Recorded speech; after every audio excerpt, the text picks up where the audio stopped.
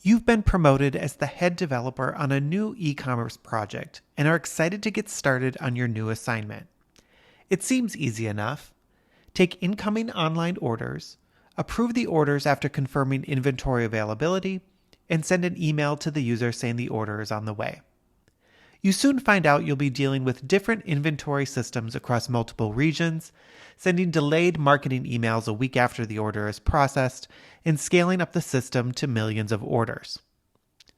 Before we focus on the infrastructure that can help you accomplish all of this, let's take a closer look at our requirements. As we already mentioned, the supply chain team needs you to confirm product availability before approving an order and be able to interface with multiple inventory systems around the world.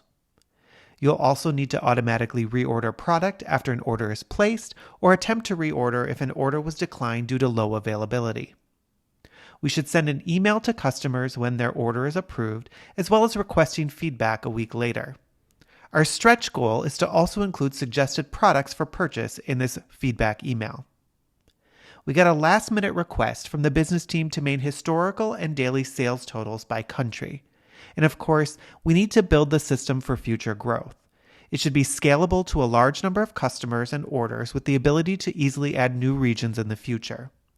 It should also be fault-tolerant with minimal disruptions on service failures and automatically recover after any restarts. Good luck.